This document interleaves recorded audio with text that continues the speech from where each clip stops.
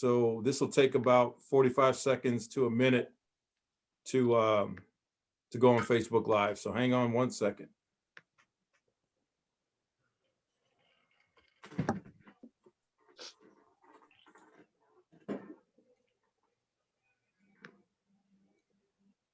How much snow have you been shoveling before we get to Facebook Live? None. Yeah, I believe it. I believe it. Is there snow in Peoria? Barely any. A little bit. Just now, a little? but Oh, okay. Yeah. we missed most of it. Where were you out in Arizona? Arizona. Camping out, hiding out. That's a good place to hide out. Golfing There you out? go. It is. It really is. I don't want to sound braggadocious, but it's a good living. Probably about the perfect time of year to hit the course down there. It was last week, but the last couple of days, it's been no more than 65 degrees and rain, and it even snowed here, which is crazy. Wow. What? Snow in Overnight? Arizona. I didn't In know the that. evening, that's got to be in the evening, not during the day. It did during the day, some flurries. All right, What? fellas, we are live. Welcome to celebrating Greater Peoria area's rich basketball history. Youngsters these days need to do their homework. Well, here's another lesson. This is the 2005-2006 Richwoods Knights. These are the guys that crashed the party, came in and danced with your dates. They made it all the way to the state title, 2006, and we're going to get into that. But first, I got to say hello to these gentlemen, my homeboys from Peoria, Illinois. What's up, Dan Mathis? How's everybody doing out there? Curly, I really appreciate you having all of us on here. It's been a while. I don't think we've all been on the same call or in the same place at the same time for 15 years, probably. So this is cool. I appreciate it. So I'm Oh, my excited. pleasure. Ryan Phillips. Curly, how you doing, man? Thanks for putting this on. Very welcome, brother. Pat Hogan. Boo, how you doing? I'm good. I'm Yeah, good. thanks for having us. My pleasure. Justin Dehm. Ooh, what's up? Thanks for having us on, man. This is great. You know it. Coach Mike Ellis.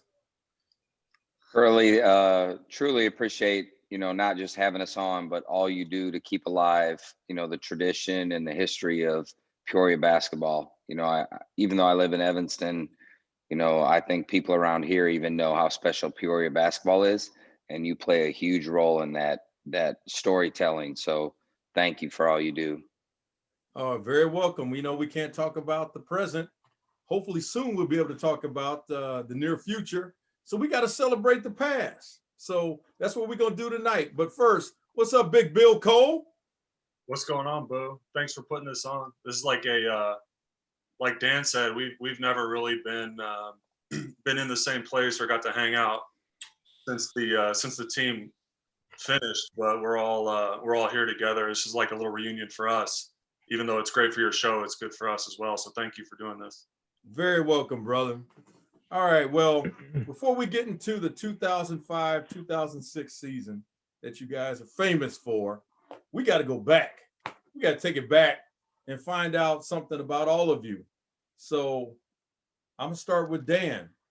Take us back, man. Who put the ball in your crib? Who gave you the love for the game? So take us back with your upbringing in Peoria. Yeah, so no, I appreciate that question. I guess that's not something I've really thought about too often, but especially on this team, I was known for my defense, right? And I guess that would have been my dad. So he didn't necessarily hand me the ball. That was something I did later, but he definitely told me that I was going to have to guard somebody. So that was my initial learning experience with basketball was my dad. Teaching me that defense was going to get you on the court, and it was important to stop people first. So, but yeah, my background with basketball, and it's interesting too when I go around this group here, because me and Pat, we grew up playing baseball together. We grew up playing basketball together. If he was on the mound pitching, I was shortstop, and then we were going against Justin's team. So we always went against Justin. He was a competitor. right? And then Bill, he was at the rival parochial school when I was at St. Vincent. And in my 8th grade year, luckily I wasn't there because I was watching Frank Williams and the Fighting Illini at March Madness Big Ten. And our 8th grade team played Pat and Ryan and they tied. And they didn't go to overtime. What grade with school did Jumbo you Jamboree. attend? Huh? What grade school did you attend? Me and Pat went to Rolling Acres together in 5th grade, and then I was at St. Vincent for 6th, 7th, and 8th grade. And then me and Justin, he was a year behind me at St. Vincent. So we played them in the jump ball jamboree because they were the public school team that was, I think they won the city that year, right? So, but basically for me, right, the history of Peoria basketball, that's what it was all about. Playing for Richwoods, looking up to guys like John Young, growing up down the street from Kevin English, those guys like that. Richwoods basketball was a tradition. And Peoria Manual being state champion, Richwoods, we had a rivalry. We believed that we could maybe do something like that, right? We had dreams too. But everything about Peoria was just, it was just basketball. So it's pretty amazing that 15 years later we can get together and have a conversation about the past. But hopefully it brings back memories and lets people share some of the stuff that, makes Peoria special. So you graduated from a parochial school, correct? Yeah, so I went to St. Vincent, 6th, 7th, and 8th grade. So over there at dear old Notre Dame, they had to have been pretty pissed off that you decided to go to Richwoods. Am I right? Well, they were upset about me, but they were really pissed off about Justin. So I don't know what statute of limitations are, but I had conversations with Justin that made his decision come to Richwoods a little bit easier. Instead of So going you guys over there decided to Notre take your talents to Northmore or University in Northmore. Yeah, that's right. Just across the street. So Okay. We just followed Bill. yeah, we were just doing it. We were just listening to Bill. Yeah, I went to Holy Family, so that was 3 Catholic kids that Notre Dame missed out on. But Wait a minute. You went to Holy Family and not Northmore? I mean, not Northmore, but Keller? I did. I went to Holy Family. Wow. K through 8. Wow. Which is a feeder into Notre Dame. More like my mom, my dad, every relative I've ever known had gone to Richwoods, and my sister was already there, so it wasn't even a question by the time I rolled around. Okay, well, I'm gonna go right into you, Bill. Take us back. I know your history, but everyone that's watching may not know because every show that I do, it's a different base. So go ahead, take us back, Bill. Yeah, in my basketball history, I mean, it just starts with like the Salvation Army League, the YWCA, into the Biddy Bulls, into the Holy Families of the world, meeting Ryan Phillips, our young friendship. We traveled all over, 5-star camps in Chicago, just like from the earliest age I can ever remember, just basketball every day of the year. And like Dan Mathis just said, being a part of, like I mentioned all my relatives that went to Richwoods, but John Young, who he mentioned, that's my first cousin and one of my closest friends growing up. And I was always ball boys with Cody Halstead on their teams, and they went to state. We got to see them go to Elite 8. So that was like huge. That I kind of understood at a young age, before we actually like got there, how fun it was going to be when we went to Redbird Arena. And then when we got to cut down those nets and go to state, it was like almost like I got to do it twice, because I grew up doing it, watching as a ball boy, Jerence Howard at the field house, watching Sergio. And so I was ball boy for Richwoods. I mean, as young, I'm probably like 3rd or 4th grade, all the way up until I actually played for them. And at that point, I was already in open gyms with them. Tell us about your family that played ball. Yeah, so you touched on it earlier. So my dad and my Uncle Mike played at Richwoods up until 1980. Yeah. And good teams. My Uncle Mike went on to walk on and play at Illinois. My dad was 2-sport All-State. football and basketball player, originally committed to play football at Notre Dame, then decommitted and played football at Illinois. Helped turn that program around. They ended up going to a Rose Bowl his junior year. So I actually played football growing up, until I had chest surgery in 8th grade, and then I was already starting to get letters from some pretty big time schools, and I thought, I better focus on basketball. I think that's the ticket. Probably a good decision, Bill. Yeah. And I think you had a pretty good sister that played too, right? Oh yeah, I better not leave her out. I'm not sure if it was recording earlier when we talked about her or not, but 38-0 state champ, athlete of the year at Richwoods, all-state soccer player. My mom still argues that she's the GOAT athlete of the family. 38-0 state champs, Bianca Ward's team. That was, you talk about learning from someone who did it. Like I talked about earlier with my cousin, I also had that example of my sister doing it. But even on like a legendary status with the 38-0, never losing. My little brother actually ended up going to state right after we did with Coach Ellis, and I know you had their Zoom a couple weeks ago, last week. Yeah, I tried to find your brother, but yeah, man, couldn't find him. He's off the grid. He's unfindable right now. Okay, I understand. Yeah, so just like I said, from an early age, just immersed in it, had a bunch of family connections. Every day I walked the halls and saw my dad at the athlete of the year. Richwoods had all state athletes of the year up on the. So just like from an early age, being able to say like, oh, I want that someday. Had a lot of good role models. That's cool, man. Pat Hogan, take us back, bro. Tell us about the mean streets of Peoria. I don't know about mean streets, but the Hogan house was certainly full. That's for sure. I'm from a family of 9 kids, and I'm number 8. Yeah, so most of my basketball history just comes from competing with people like Dan. When we were growing up real young, and then Ryan in middle school. Honestly, for me, it was much more about competing than it was about basketball.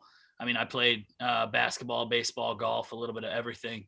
And so just depended on what season it was, what I was competing in. And so that was kind of the biggest thing for me. I watched, I had 6 sisters go through Richwoods. They were all athletes. My brother was an athlete. And so just watching them and the tradition at Richwoods, got me interested in basketball, got me interested in sports. And then being a part of, playing and competing against these guys in middle school, we all knew each other, played on the same teams. And so we would all be at games, when Coach Ellis was an assistant at the time. But watching those teams when we were in 6th, 7th, and 8th grade just made you kind of realize, it looked like a ton of fun. Competing, playing hard, watching those guys win, and we all wanted to be a part of it. Cool. All right, Justin, take us back. A lot of similarities to what Bill talked about with the wristband league. If you remember what the Metamora guys were calling it last week, the YMCA, the Salvation Army. My dad was the one who kind of instilled that love of basketball in me, and just growing up in Peoria in the 90s and watching the Manuals and the Centrals and then the Richwoods, and all at the same time, being kind of borderline obsessed with Michael Jordan and the Bulls. So it was just kind of a natural fit that I love to play basketball. I played all sports growing up. I can still remember playing against Mathis and Hogan on the Richwoods travel teams, and I'm playing for Woodruff Heights. I can still remember being a catcher and Hoagie walking up to bat, like rapping some Eminem lyrics, whatever the popular song was that summer. Like that sticks out in my head. That was one of my first memories of Pat Hogan, probably 6th, 7th grade, something like that. But played a lot of sports. I got to high school, wasn't sure if I was going to play football. I think Coach Ellis kind of steered me onto the path that that was working out best for me, which was, concentrate on basketball.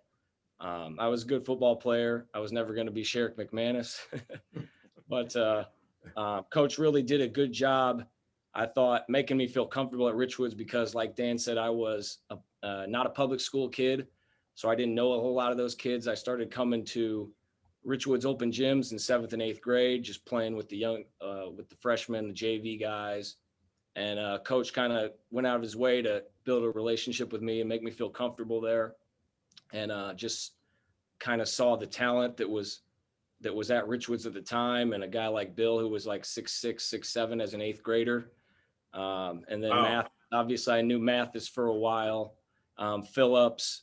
So it just kind of happened to feel like that was the best fit for me going forward with high school and playing with those guys. Okay. All right, Ryan Phillips, go on and take us back to back in the day. There you go. Well, I mean, to really circle up on what everybody said, Peoria was an absolutely unique place to grow up and 100% centered around basketball.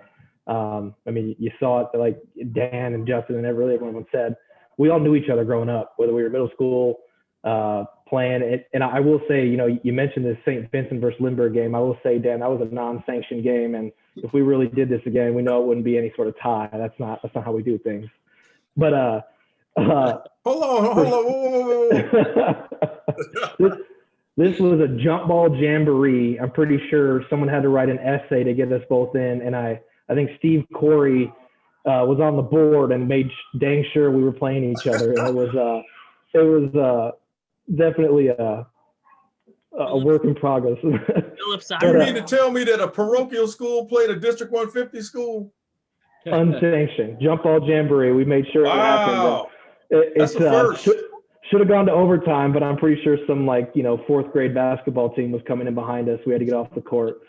But good memories, and to Bill and Dan and Justin, and even Patrick, you got 4 very Catholic kids. We made darn sure we all were going to the same school, and we knew who Justin was, and we made sure we were in his ear from the start. And I don't know, before we were even all in high school, we had I think somehow a grand plan that we'd all be playing together at some point. So it was really cool to be talking about this again. And yeah, thanks for putting this on, Curly.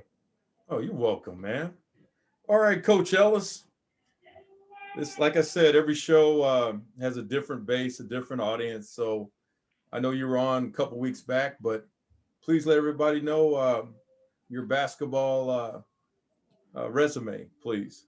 Take us back. Yeah, for sure. Yeah, for sure. With this group right here, we had talked about their Catholic upbringing with some of them and making their way to Richwoods. And it would be a sin for any coach to say they had a favorite team, but you can read between the lines. And I'll just mention that with this team here that we had, I probably got more sleep and slept better at night coaching this team than I have in any other team I've ever coached, so, and it was early in my coaching career, so I felt like with this group here, with all these guys, you'd go to a practice and you'd try to find ways, how can we get better? What do we need to work on? And I just found myself walking out, struggling to find that answer. They were so complimentary of one another on the floor.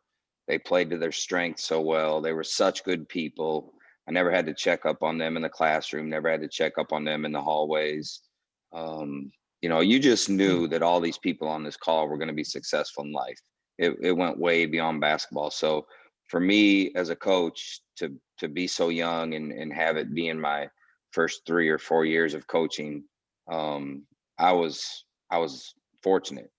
This is, it was like, so this is how it's supposed to be. So you kind of had the blueprint for the rest of your coaching career. Like, this is what it's supposed to look like, so anything I've done in my career, I owe so much to these group of guys, as well as Coach Darling, that kind of set the table for them as they were in middle school coming to watch our games at Richwoods.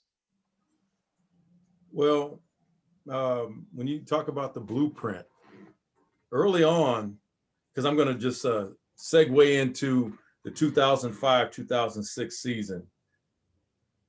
Early on, you guys were met with some adversity, in which I believe you lost 4 out of your first 6, and I think you won your first 2 games, and you lost 4 in a row. So at at that point, how did you turn it around? Because you guys were, you had a sensational season, as we all know, but you guys ran into some adversity. Yeah, that's an easy answer. This is one of those times where it's easy to put a finger on that's what it was. And, I may be ashamed to say it as a man-to-man pressure defensive coach and Peoria basketball, known for its history of tough man-to-man defense. But, there was a game about midway through the season that year, where Bill was in foul trouble, and we just kind of said, you know what, we need to keep him on the floor. So we kind of went to a zone defense, a 2-3 zone. We never played it much in the past. Don't really play it much today in our program, but we wanted to keep Bill on the floor even at times where there was foul trouble. That's how dominant of a player he was, for us in that team. So when we went to that 2-3 zone, I'm not sure who our opponent was, but I think we went to it coming out of halftime, and the team scored maybe 4 or 5 points in the third quarter, maybe 5 or 6 in the fourth quarter. We held that team to 11 points in the second half. And then we just said, you know what, let's just start the game in this zone. And it was the same results. And it just seemed like game after game after game, teams struggled to score on us. And if you look at the results in our state tournament runs, even in the championship game, which ended up being the lowest scoring game in the IHSA state tournament history, not to mention it was an overtime game. Who would have thought that the lowest scoring game would be a 36-minute game Right. instead of a 32-minute game? So I think, as Dan Mathis alluded to, is the advice he got from his father, the success we had was their buy-in at the defensive end of the floor. Awesome. Well, I saw that that you guys took a 19-6 record into the postseason, unranked.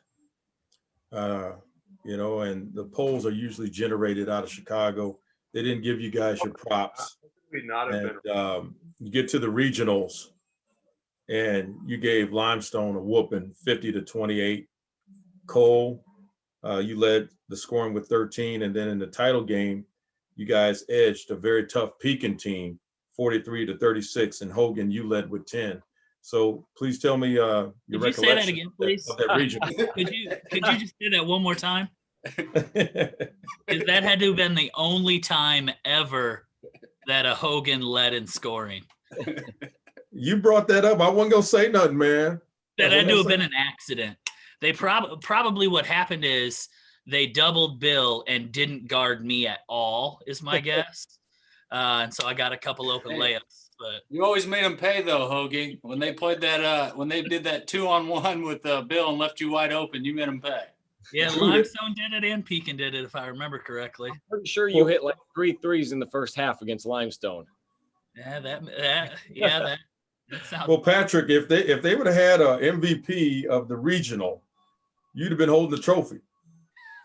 Well, Lead scorer in the championship game. So well, that was I appreciate that, but that was you got it. I don't know about you guys, but I remember that as one of the toughest games we played. We had to be Pekin for a third time that year.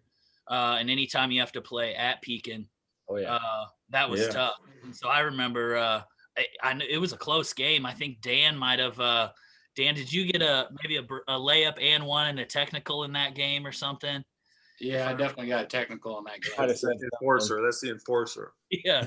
Yeah, but that was a tough game and a tough regional. I mean, we might have blown Limestone out, but Coach, you could probably tell me, but I don't think we were up by many at halftime. No, you're right. Playing at Pekin, Limestone, had a solid program and they were playing well.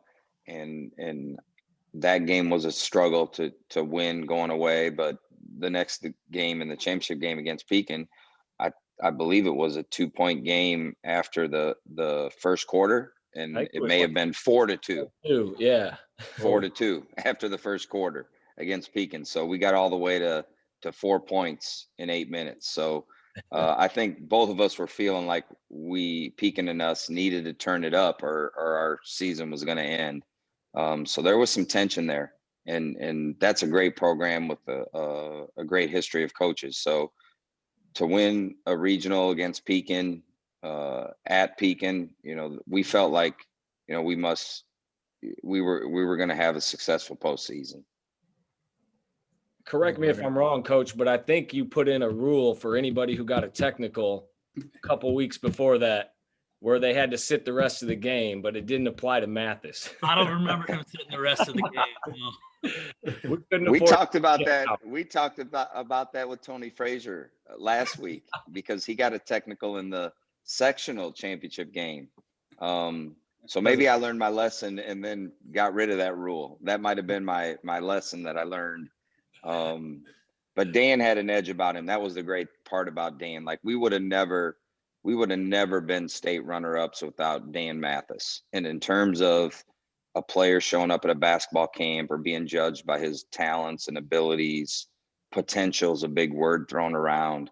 Dan Mathis has so many immeasurables that allowed us to make it all the way to the final game of that season. And I to this day, I'm sure people don't understand the value he gave to our team. Well, I did my homework, and I was told that inserting him into the starting lineup was the balance that you guys needed to do what you did. I did hear that, so a testament to you, Dan. Well, I appreciate that. Coach Ellis, I appreciate those kind words too. No doubt. And I think too, with what Ryan provided, everybody sees Bill and Justin and Ryan as well at Bradley as Division I basketball players, but there was a unity amongst that group. It wasn't just talent on the court. There was a cohesiveness, a unity. It seemed like they knew what the other player was going to do before they did it.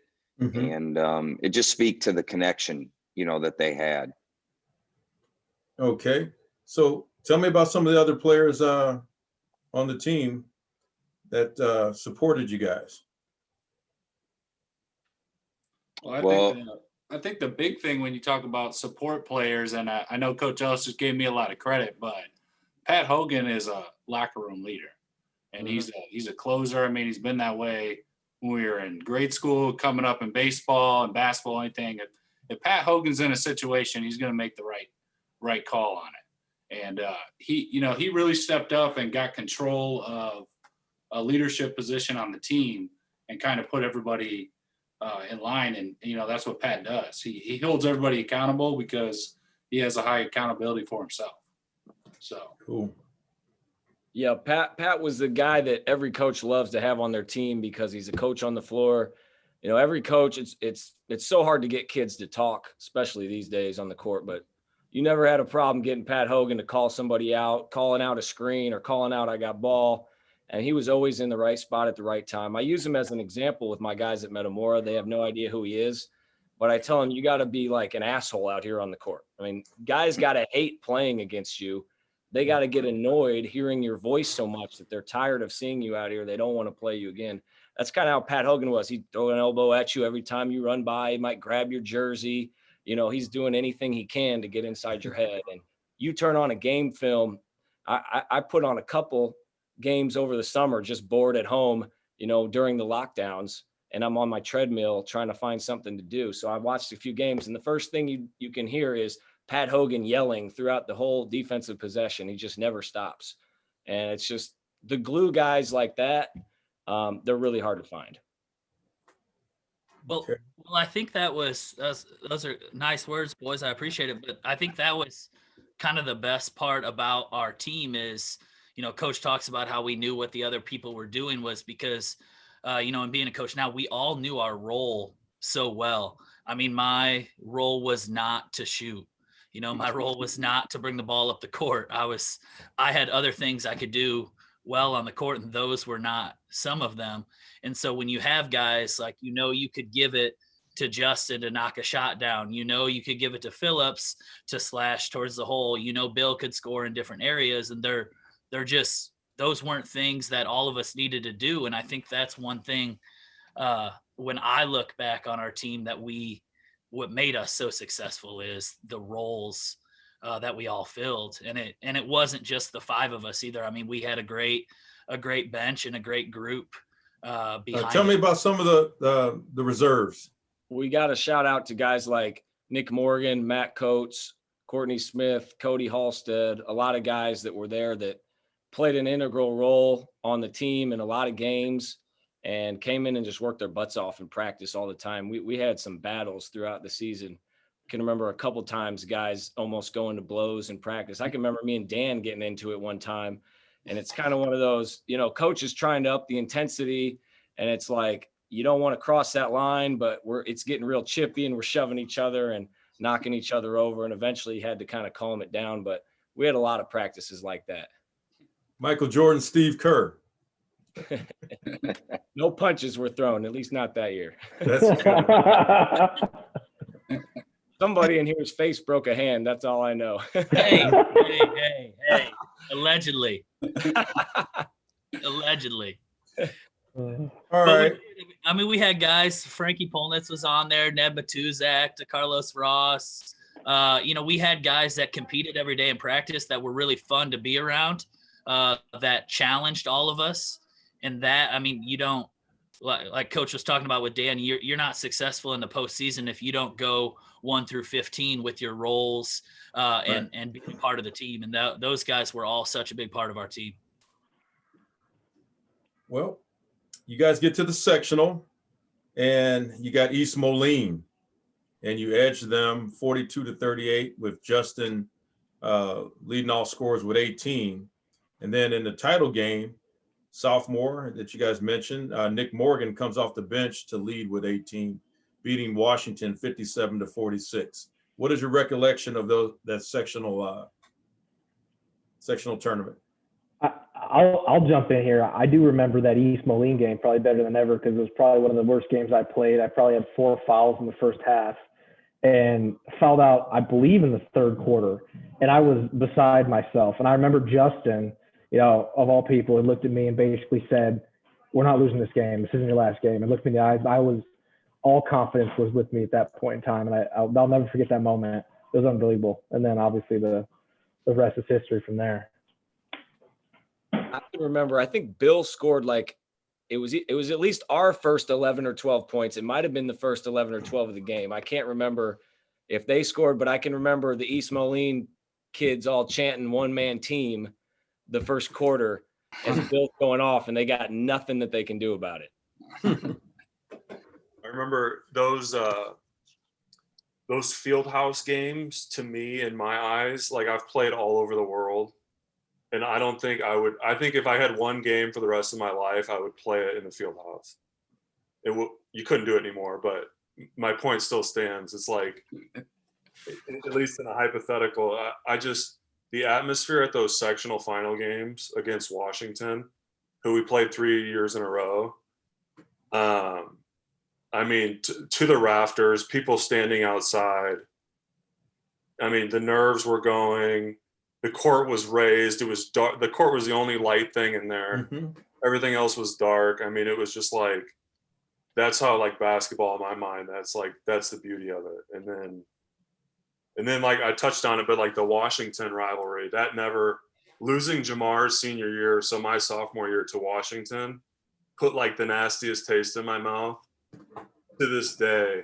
And which actually I have a cool story. So I work at the hospital. I sell hip and knee replacements, so I'm in surgery a lot. And everyone knows Kevin Brown had his battle with just terrible diseases and was in and out of the hospital. And we had never, besides playing against each other and saying hi when we saw each other, we really didn't have much of a relationship. But we had those like 3 sectional final games that were just like wars. And even when we were beating them pretty good, it felt like it was someone like Sean Johnson or Matt Roth that was just shooting from, one step inside half court. And so we just had some great battles with them. We had a little rivalry. They beat us with Jamar, and then we ended up getting 2 in a row on them in very high stakes games. And so Coach Brown gets wheeled into the OR, and people know he's a big high school basketball coach, coach around here. And someone says, hey, Bill's around here somewhere. He says, Bill Cole. And he goes, will you go get him for me? And, he was on one of the last stages of his life. And so someone came into my operating room and grabbed me and said, hey, we want you to talk to Coach Brown. He wants to talk to you before he goes under. And so I said, oh, wow, like, sure, absolutely. So I walk over there and we just had this moment. We really never had talked, but it was like something special about that field house sectional battle where we just like, he was like, man, you guys had an amazing team. You were a warrior. We had some warriors. We went at it, didn't we? And it was just this cool moment nobody else knew about in the room. And I just thought that should be shared. Thank you for sharing that. Rest in peace to Kevin Brown. Absolutely. Legendary. So, that was probably a couple months before he died, but just a cool memory. Like you said, the sectional final, we played East Moline and then the Washington trilogy, which that was this year we're talking about tonight, was the fight 2 of that trilogy. But that when you talk of sectional finals, that will always stick out in my mind.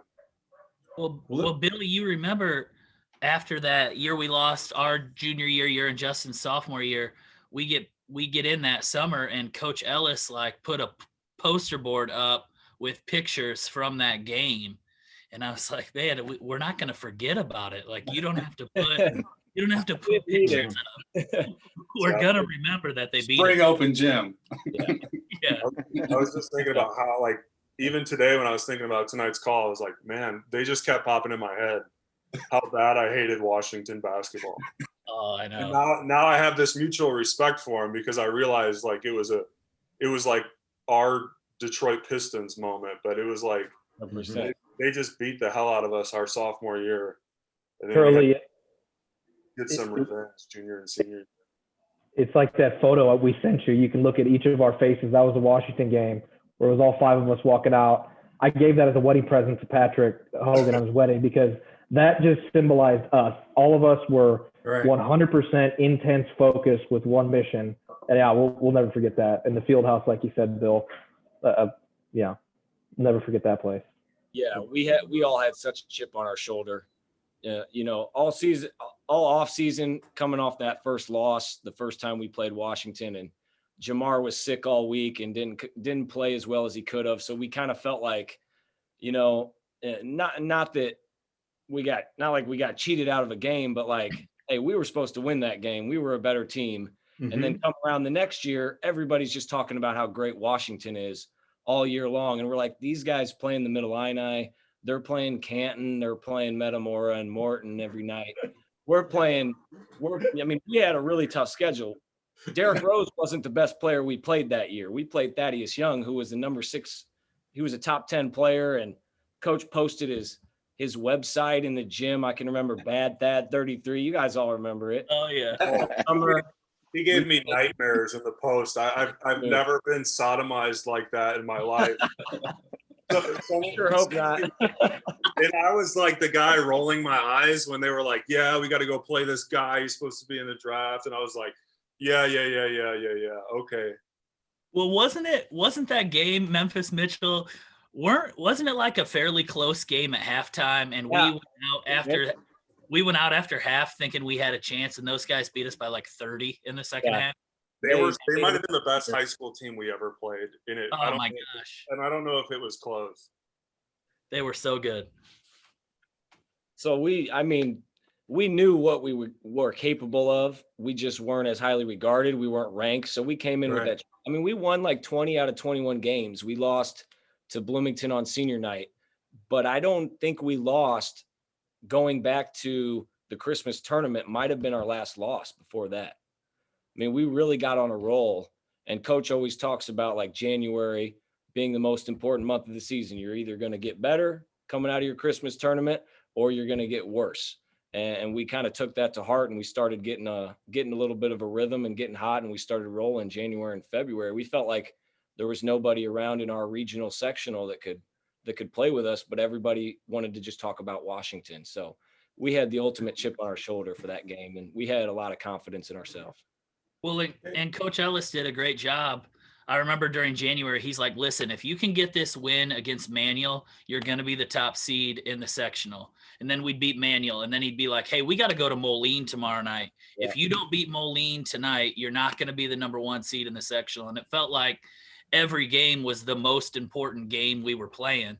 And that was, Coach Elliott and Steve Wood was with us. And I mean, Coach Ellis had a great staff, but those guys, I mean, it felt like every game we were playing was the most important game, except for those 2 he made us play in practice jerseys in Pekin. But that was a bit of a message, I guess.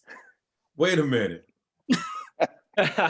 You made them play in their practice jerseys in a varsity game? Well, they didn't respect the game, so if they didn't want to show up and play the game, we'll practice, and we'll treat it as a practice to try to get better.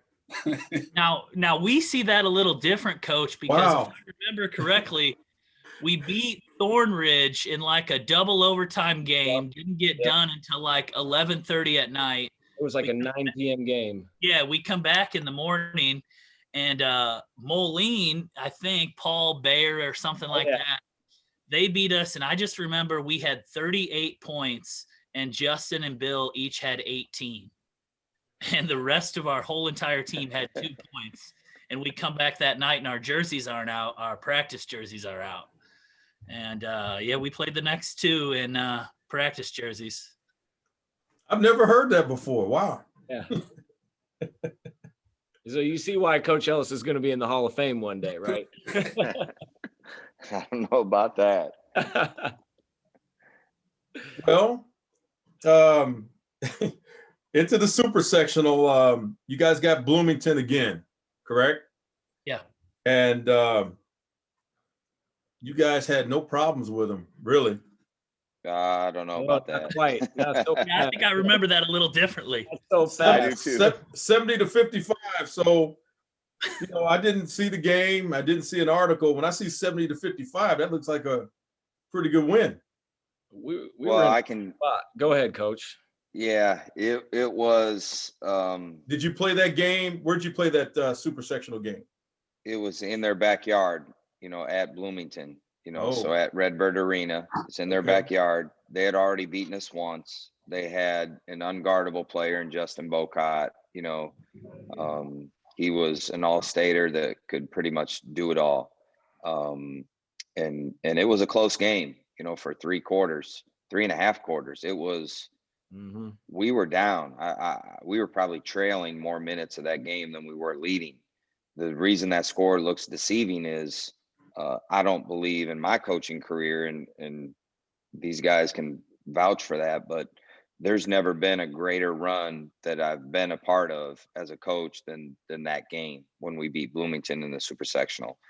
I think we were down 4 or 5, maybe 7. We were down with 5 minutes to go, 7 points. We went on a 21-0 run in the fourth quarter to close that game out, combined with some technicals and shooting themselves in the foot with Bloomington. But that was a talented team.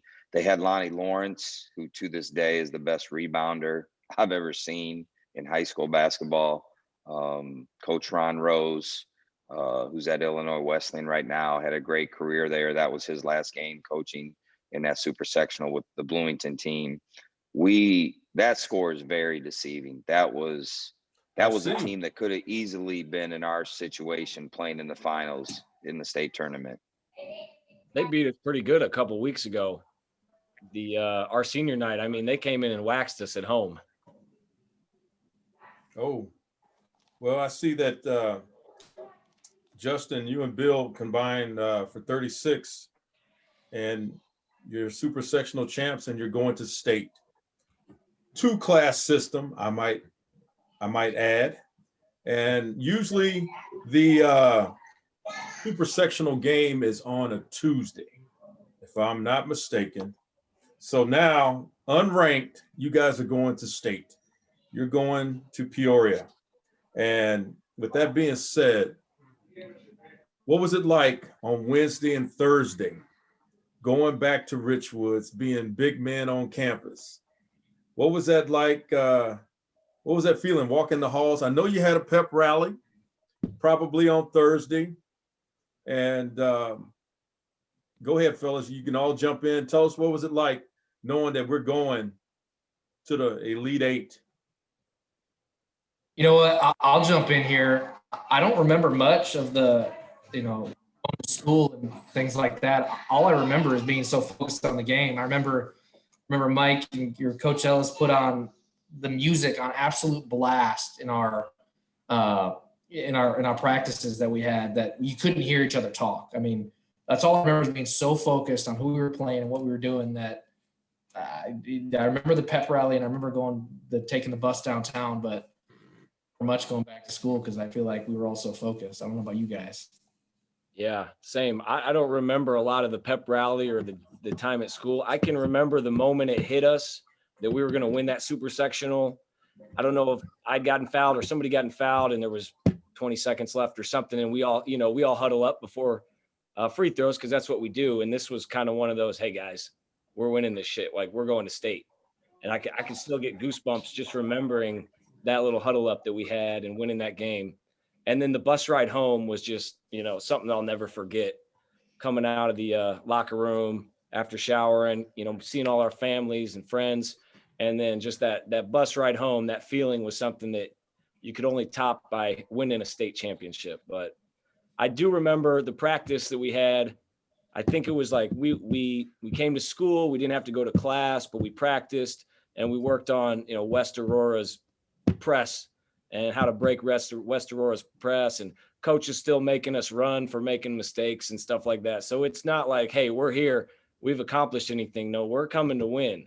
We need to win one more game to get a trophy. Yeah, that was the Justin, if I remember, that was the first of 2 practices on Thursday. One at Richwoods and then one down at the state tournament, if I remember. Yes. You can't say that as a violation, Pat.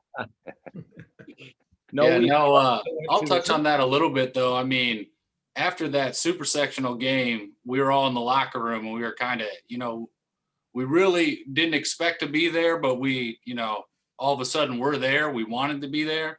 And Ryan Phillips actually said something where we were all standing around. He said, let's just mess around and win state. And we all just kind of looked at each other and we were like, Coach Ellis said, why not? Right. So going into that week, we just kind of had a mentality that there was nothing that was going to be in our way anymore. Right. Because we had just beaten Bloomington and we had gone through that run. And I think we all kind of found our team on that march up to the Elite Eight. Right. Because like you said, Nick Morgan had a big game against Washington. I think James Robertson came in, had a big game against maybe East Moline. Did he hit a couple threes in that game? And then Pat had the big game. And then Ryan was always mixing it up and getting it done consistently throughout. And that Bloomington super sectional, after we won that, just knowing we were going to state and we were going to put a banner up there, it was just all bets were off, and now it was just time to go. But Coach Ellis definitely did have us doing 2-a-days still. Getting up at 6 a.m. Not letting you let that go. Shoot around. That's part of the reason. That's part of the reason, though, why we were the team we were, right? Because that whole season was about details and focus. So you can even see everybody kind of snaps back into that memory of we were just laser focused. Coach Ellis had us pushing our stools in for everything. If people tried to skip out a mile in gym class, he made the team run for it. So we were doing all sorts of discipline type things that really all kicked in gear at the right time, and everything was just bubbling going into the Elite Eight. And I'll say this too. Let me add somebody that was really special to me, and I think these guys on this call would all agree. When we had the freshmen's, I'm sorry, not the freshmen's, but when we had, the regionals, the sectionals, the super sectionals, Steve Corey was a guy that we really played for. Steve Corey was a person that we wanted to. Yeah, I mean, for me personally, I wanted to make sure that we won a regional so that Steve could receive the regional plaque. I wanted to make sure that we won a sectional so that we could all celebrate Steve going to receive the sectional plaque. And the same thing at Redbird Arena, you know, to be able to experience Steve leading our seniors out to receive the super sectional Wilson basketball, as well as that plaque, you know, that's why you get into sports, you know, to experience those types of joys of competition. And Steve Corey was as much as a part of our championship run to the state finals Awesome. as anyone. Okay. All right. Did you guys stay in a hotel for the state tournament? Yeah, we did.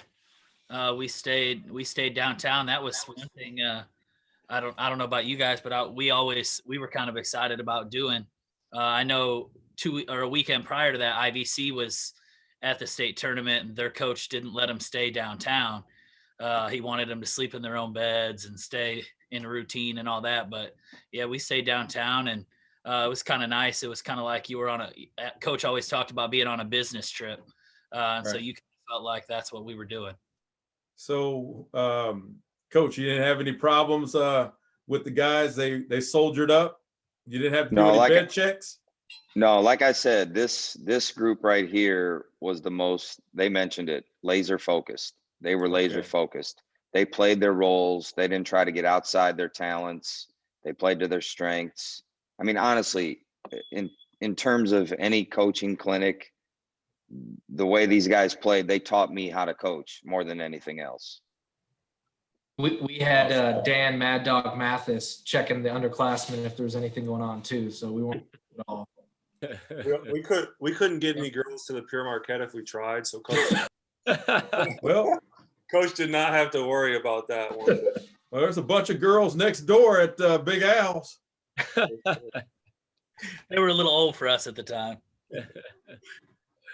I can't believe I said that. All right. Okay, so you're at state and you got West Aurora, and you guys had a 5-point deficit at halftime to rally to win 70-59. And Justin, you gave them the blues with 31. Good. And Cole added 14, Phillips 13. So tell us a little bit about that game, because now you're going to get a trophy. Worst case scenario. I'll jump in here because it was almost like a surreal game. We got, we're playing at the Civic Center. We have the cool locker room. We're in this zone that it is a packed stadium. It sure feels like it. I don't know if it was, but I felt like we were on autopilot. Justin was hitting everything. I threw behind my head passes to Patrick, to Bill for dunks. Like, it just felt right. I mean, I don't remember. It's like one of those things like when you're on autopilot, like you don't remember anything. I feel like that game was that. Like it happened and worked out. I don't know how you guys felt. Yeah, I'll piggyback on that. I felt, and this is what I don't know if you guys could hear me earlier when you said we weren't ranked towards going into the postseason. Like, that's the biggest crock of bull I've ever heard in like Northern Illinois bias towards basketball. I felt like when we played West Aurora, we were so much better than them, even though like you said, it was a close game, but that maybe sounded a little conceited the way it came out, but we were like, these guys have all touched on it. We were like a perfectly cut puzzle that fit together. And when we got in that, we had a chip on our shoulder. We were laser focused. We had no travel. We were down there, and we just, like, from the word go, like Ryan said, it was just like, that game was smooth to us. And I know that's easy to say when Justin is pouring in like 30 points, but that game didn't frighten us. Once it started, it was go time. And just to see I'll never forget every Peoria Journal-Star writer that morning. We finally made state, and then we woke up thinking like, oh, what's the paper say? And it just said West Aurora, West Aurora, West Aurora. It's like, okay, thank you. That's what we needed. Because I believe, were they undefeated, or they were like 30-1 at some point? Or it was, wow. Yeah, I think they were 30-1. Yeah. Well, and I don't know about you guys, Bill, but you're exactly right. Once game time hit, we were like, listen, we're going to mop these guys. But Ellis and Elliott had a way of like making you think that everyone you were playing was this like future NBA All-Star. Like I remember talking about Travis Marion, Yeah. Aurora, West Aurora, like he was like the next coming to the game. And we had college level scouting reports for. Oh my gosh, did we ever? He likes his left hand. He likes to hook. Force him right. It was to the T. It was insane. We were so well drilled for a high school team. I've been on college 4-hour scouts that weren't as good as Coach Ellis's like Elite Eight. I remember like one time they back cut and I knew it was coming and they just threw the ball at my face. Like I knew their plays better than they did. And maybe that's what Coach is talking on about. Like he didn't have to worry about us, but like we also had to like for a high school program, I just felt like, and I don't know what was going on in other places, but I just feel like that wasn't normal, the level of like dedication and scouting that Coach Ellis brought. So, I mean, he was like head and shoulders above anything that we had experienced up until that point. They were literally throwing us the ball because we knew their plays. We told them where to go. Not to mention they hadn't seen a zone like that ever. No. Right. Our zone was so good. I know Coach Ellis talked on it, but like Dan and Justin up top, the way like we were Syracuse before Syracuse. Oh, okay.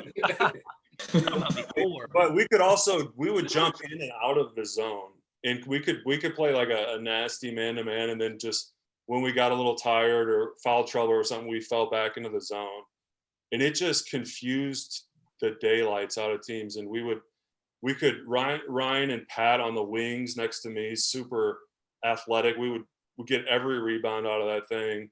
We could also kind of use it, and it sounds even like playing under Coach Weber, who would have died before he played his zone. And I know Coach talked about that earlier, because there's a lot of like passing off responsibility normally. It's like, but not this team. We were like, we would check out, we would get every rebound, hold teams to like crazy low points. Even in that state title game against Simeon, people think that we held the ball, which that's like a fallacy of Chicago basketball because we're the downstate team. We came out in the zone and they saw it, and Derrick Rose put the ball on his hip the whole first quarter. That's why that game is the lowest scoring game in history. And overtime. That zone struck fear in people when they got into it and realized you had athletes on the wings. You had a 6'9" guy in the center in high school, and then you had Dan Mathis, who's probably the most tenacious zone defender in the history of 2-3 zones. You would absolutely not be able to catch the ball at the high post. And if I remember him getting about 4 technical fouls that season, keeping someone out of the high post. Just forearm shivering somebody. He would take a technical foul before he let someone expose our zone.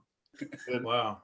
And it was like it was like just to bring this all full circle. I know I'm long-winded here, but like when we got into that game, it just felt so that we had never been on a team where like every decision that someone made, like if Ryan went out and challenged the zone, it was very natural for like Dan to slide over and push him back. Like everything was like very well orchestrated, like a band that just everyone knew their role. And when we got into those high pressure situations, having that like cohesiveness, it felt like we had played together for 100 years.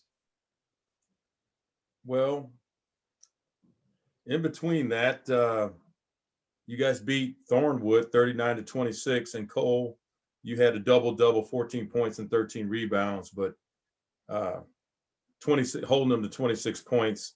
All teams, when you get to that stage, are all good, all very well coached, all good teams. And now you're in the state championship playing against Chicago's finest in Simeon and Derrick Rose, who was a junior at the time, I believe. But a lot of people were talking about his prowess as a basketball player, along with the other Chicago stars, Patrick Beverly, and from Glenbrook North, John Shire.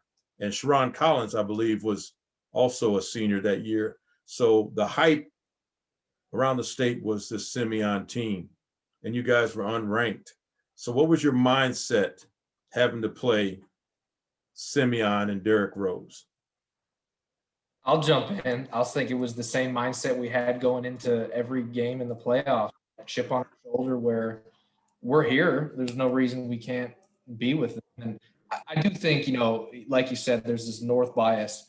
There's no doubt we had Bill on our team, and he was one of the premier stars in the league. And I do remember, I forget his name, who was the center? Flowers. Tim Flowers. Flowers. Even said to Bill, he's like, this is the junior preview. And, I looked at Patrick, I was like, F that. No, we're taking this. You guys next year. But to my point, though, is, we had obviously the talent to be there and more so to compete. And there was never a thought in anyone on that court's head we couldn't compete and win that game.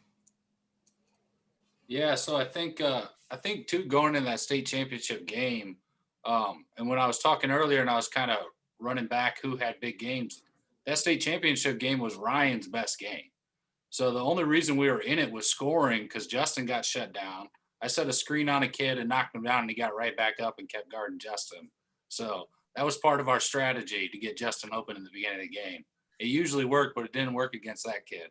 And Ryan carried us because Ryan when he gets in the zone and he wants you to do something and he needs you to do it, you see the look on his face, how serious this is to him. And the look on his face of disappointment is something you don't want to see from him. So he definitely was leading the charge in that game, and everybody was just playing fearless. Like Justin alluded to earlier, they held the ball for a little bit. I actually saw, I don't know who shared it with me, but Derrick Rose got asked a question a few years ago, what was the toughest game he ever played in? And he said it was the 2006 state championship game. And he said it was the grimiest game he ever played in because we held the ball. He forgets that he was holding the ball for 4 minutes at half court while we were just standing there waiting for him. Does somebody need to remind him that game is on YouTube? It is. Just play the film. Yeah. Bill's got receipts. So you guys fell a little bit short, but before you fell short, Justin, you made a shot that is considered by many to be one of the greatest shots in Greater Peoria area basketball history, along with Sean Livingston's shot to win the state title in 2004, I believe. And then Timmy Williams from Central in 1983 hitting a shot to send Central to the state championship game. So tell us about that last play in regulation to send the game to overtime down 3. It was just kind of a spontaneous thing. I think we were out of timeouts. We'd used our last one. We got the ball down the court. Coach drew something up, and we threw a long skip pass across court, and they tipped it. It went out of bounds again. There was probably, 3 seconds left, 2.9, something like that, or 1.9. And so we just kind of had to, hey, let's get the ball and get it and try to do something. So I just cut to the ball, caught it, took a dribble or two, and just let it fly. It wasn't really, anything planned or any kind of set that we ran. It just kind of desperation. You got nothing to lose. Just let it fly. It's that stuff that you dream of as a kid. You're in your driveway, counting down 5, 4, 3, 2, 1, state championship or whatever. It was just kind of one of those things. It definitely didn't hit net either, did it? I don't think so. Yeah. Well, the last play, I really don't want to bring that up, but you guys fell short and you take second place. Nobody expected you guys, especially from up north, to have the run that you did. And second place, going to state, it had to be tremendous for you guys. So what did it mean to you guys and your families? What did it mean to your mother, your father, your siblings? What did it mean?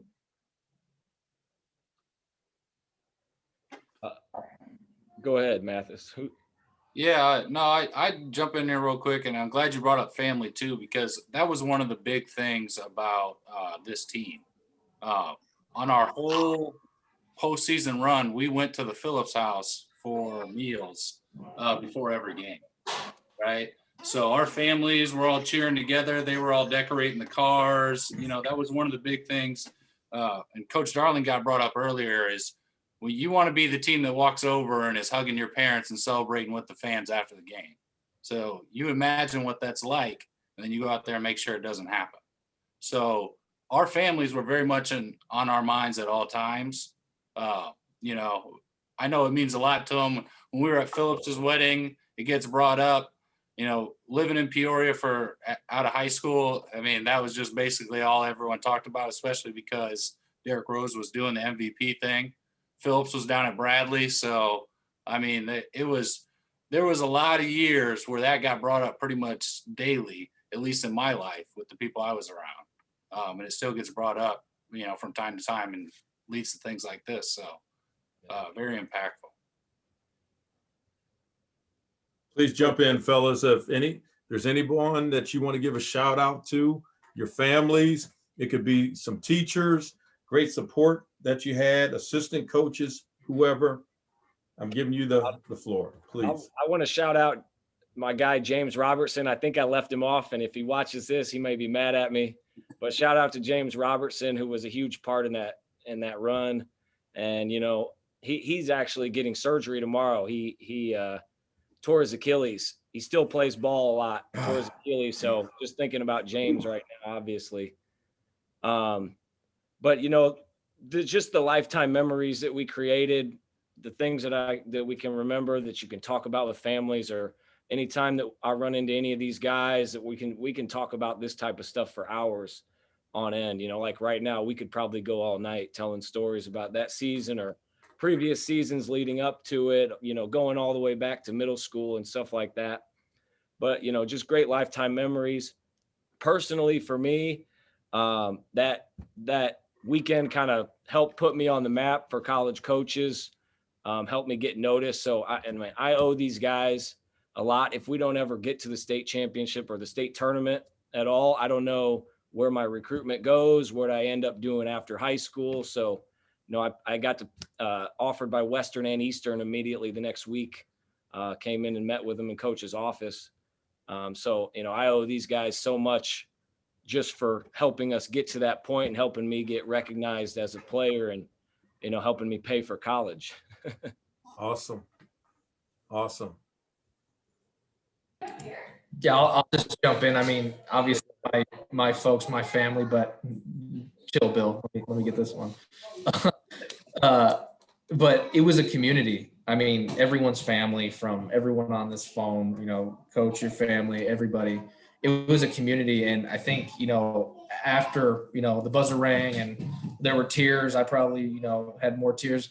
Everyone was on the floor. We had hugs around from everyone that was a part of the community. And, you know, I'll never forget that, especially these guys here, but everyone involved with our fellow, you know, friends, family, students. It was all around. Awesome. Bill? No, I was just going to say more of the same. It was like truly a dream come true. After obviously immediately following the game, you feel disappointment because just the way it ended and having the ball with like 8 seconds left, taking the ball out of bounds to win the game, you feel almost sick about it. But then it like blossoms into this like beautiful, that was like some sort of dream we just lived. We had all accomplished what we had probably thought about as kids. But not only that, we were, I think at that point, we were one of the best teams in high school, and we were unranked, but that I talked about that was BS. I thought we were head and shoulder. I think we beat that Thornwood team 10 times out of 10 for the semifinals to go, and we lost to Simeon by 2 points with 1 second left. Like we weren't pretenders. We weren't overmatched. Justin was a bona fide Division I. The fact he didn't have offers from Eastern and Western until that point was bananas, because he was a killer on the wing. Ryan and Patrick, probably some of the best role players you could ever have in high school basketball. Dan Mathis, just our enforcer. And also, like, those guys knew when to go and get a bucket when we had to have it. like, I think their offensive efficiency, when they shot, it just went in. Like, me and Justin got most of the work, but the beautiful thing about Patrick and Ryan is like their points per shot was out of control. Every time, no turnovers, all assists. Yep. And when they shot, it usually went in. And like, Ooh. and then you could go down the bench with that. Courtney Smith, who's me and Justin's age, he hit some shots that season that I can't even remember what game in, but I just remember it like he should have been the Robert Ory of our team, because he would come in and hit shots that you like just wouldn't play that much, and then all of a sudden it was just like big three when you're on a scoring drought. We just had like the most magical ending to a season where we like everything gelled at the right time. We had a chip on our shoulder. No one really gave us credit, but I really do think we were probably one of the best teams, and at least one of the best Richwoods teams in history. I'll put it up that high. I won't say anything else about the area. So it fades from disappointment immediately to, you touched on it, my whole family, that was like the ride of their lives. I can speak for every other guy in here. Just letting our parents go through that, it was probably more nerve-wracking than anything, but they can look back afterwards and talk about it for the rest of their lives. So very cool. Just, you couldn't, like you said, 2 classes of basketball programs. Now there's 4, and I feel like the tournament is completely different. But back then it was what everyone went to. Everyone talked about it. Right. And it truly meant something when you went to state, and then to get second to a NBA MVP 4 years later was, the stories just keep writing themselves. Right on. Right on. Pat? Yeah, I mean, just to echo what these guys said, I mean, one of the best things about us, like Ryan said, is we're a community, and so like everyone's mom and dad and siblings, and we all were connected with all of them, and so the love that they all showed us. I mean, if I remember correctly, it was St. Patrick's Day that weekend, so everyone was in green. You knew who was supporting Richwoods. Mm-hmm. We all had people from out of town come in, but the love that our parents showed us that weekend and our family showed us that weekend and leading up to it, looking back on it now as a dad, I can only imagine how nerve-wracking that was, but how fun that was for them, and how thankful I am to them, to my family, and I know we all are to all our families. And then just to play for a staff that was as dedicated as they were. I know we've all touched on it, but from Coach Ellis down the line, Brett Elliott, Steve Wood, we had Kerry Nixon was on that staff. We had a great staff that worked tirelessly, and you felt like you didn't want to let them down either. And so, there's so many people to thank, but it was an awesome ride. Awesome, Pat. Dan, anybody want to give a shout out to? One person we didn't bring up was Coach Foster, Robert Foster. Foster. Shout out to Coach Foster if you're out there. All right. And Coach Ellis? Yeah, a couple things about when I think about that particular weekend. One is, when you're back in Peoria at another state finals, bringing another team there, and you get the memories stirred up again when you get Brett Elliott welcoming you to Richwoods for a practice, and Pat Hogan's in the gym, and William Smith. It makes you love what you do, and being around guys like this, it definitely helps a coach feel well, feel comfortable in their own skin. And these guys play such a huge part of that. So the memories we had in 2006, it's crazy how they just are on the front of your mind, not the back of your mind, but the front of your mind when you're coaching some other team in Peoria from out of town, playing in 2018 and 19, and you're thinking of 2006. That's how special it is. And, to bring that weekend up, we talked about some highlight plays, Justin making that 3 to send the game into overtime, that running 3, obviously the shot to win the game for Derrick Rose. But to this day, I'll pull out the game tape and I'll show Ryan Phillips, with a couple minutes to go in the fourth quarter, in the dead corner, out of bounds, laying on the floor, the furthest guy from a loose ball that's at half court. There's 9 other players closer to the ball than him. And he gets up and sprints through 9 people, dives on the floor at half court, comes up with the basketball. And we were on a, we had the opportunity to see some momentum there. And he just rolled over from one cheek to another and had a traveling call, go for Simeon's way. And just that play alone, had we been able to maintain possession and score and go up a bucket there, it's just those types of things. People don't understand how difficult it is for us to be talking about how we won the state tournament versus how we finished runner up. It's little things like that. It's little breaks like that. But, I'm just fortunate enough to be around these guys that show, me, what it takes to be put in that position. Awesome. Awesome. Hang on a second.